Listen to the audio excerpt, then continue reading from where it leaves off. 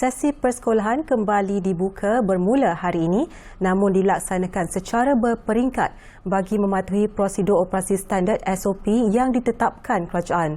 Antara pelajar yang terlibat hari ini adalah pelajar tingkatan 1 hingga 4 dan peralihan di semua sekolah kerajaan, murid tahun 5 dan 6 serta pelajar yang ditawarkan ke tingkatan 6 semester 1. Dan bagi mendapatkan perkembangan terkini, kita berlintas langsung bersama wartawan Ikram Rosli di lokasi.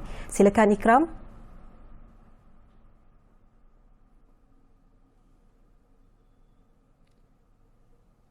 Baik, terima kasih rakan penyampai di studio. Alhamdulillah hari ini saya berada di hadapan perkarangan Sekolah Kebangsaan Taman Setia di mana semestinya hari ini merupakan hari pertama bagi pelajar-pelajar untuk darjah 5 dan darjah 6 memulakan sesi persekolahan mereka pada hari ini selepas sejak 18 Mac lalu di mana tempoh PKP dilaksanakan dan hari ini mereka diberi kebenaran untuk memulakan sesi persekolahan. Baiklah, untuk bercerita mengenai di Sekolah SK Taman Setia ini di mana saya telah pun berada di sini sejak awal pukul 6.30 pagi tadi lagi bagi melihat sama ada mereka mematuhi SOP yang telah ditetapkan oleh kerajaan ataupun tidak. Namun ternyata SOP yang telah ditetapkan itu benar-benar telah dipatuhi oleh di Sekolah SK Taman Setia ini, Taman Setia, dan di mana saya dapat melihat seramai 91 murid darjah 6 telah pun mula memasuki ke kawasan yang telah disediakan di mana di Sekolah SK Taman Setia ini mempunyai 3 pagar di mana dia dibahagikan kepada pelajar, guru dan juga murid.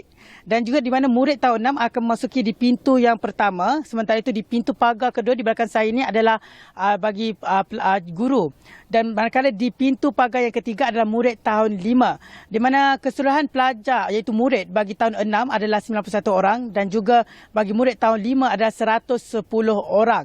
Dan kami juga sempat melihat di mana mereka sebelum memasuki ke perkarangan sekolah, mereka juga telah pun memakai pelitup muka dan juga setibanya mereka di hadapan pintu pagar, guru telah pun menunggu untuk memeriksa suhu badan sebelum dibenarkan memasuki kelas yang akan bermula pada pukul 8 pagi nanti. Dan saya kira setakat ini proses pembelajaran pun telah bermula dan dimaklumkan juga rata-rata guru diberitahu di mana mereka akan dilihat dulu nama dan juga memberitahu suhu badan yang telah pun diperiksa. Dan saya kira setakat ini saja laporan dan perkembangan dapat saya kongsikan bersama dengan penonton beramai di mana saya rakan tugas saya iaitu Muzamil juga mungkin mempunyai perkembangan di Sekolah Menengah Kebangsaan Puteri Wilayah. Muzamil, bagaimana keadaan di sana?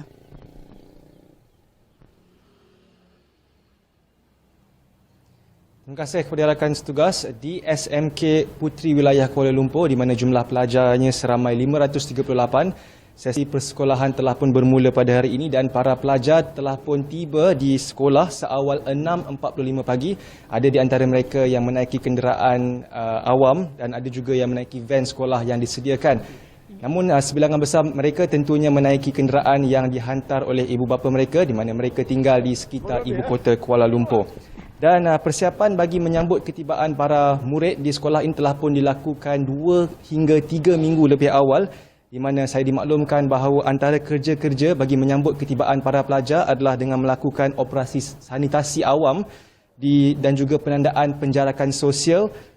Semuanya telah dilakukan di sekitar kawasan sekolah. Selain itu, poster-poster berbentuk infografik berhubung COVID-19 juga telah pun ditampal dan dipasang di sekitar kawasan sekolah bagi mendidik para murid untuk sentiasa peka mengenai COVID-19 serta SOP yang perlu dipatuhi. Dan di pintu masuk sekolah ini juga saya dapat melihat para pelajar tiba di sini, mereka disaring suhu badan mereka selain diminta untuk mengisi nama di dalam buku yang telah pun disediakan. Selain itu pihak sekolah juga telah meletakkan sanitasi tangan, cecair sanitasi tangan di pintu masuk ini bagi mengekang penularan wabak COVID-19. Selain itu, para tenaga pengajar dan juga pekerja serta para murid juga memakai pelitup muka dan mereka juga dilihat menjaga penjarakan sosial seperti yang telah ditetapkan oleh KPM serta MKN. Dan selain itu juga perhimpunan yang sudah lazim dilakukan di sekolah-sekolah di seluruh Malaysia juga tidak lagi dilakukan. Ini bagi mengelakkan juga penularan wabak COVID-19 di kalangan para pekerja, guru dan juga para pelajar.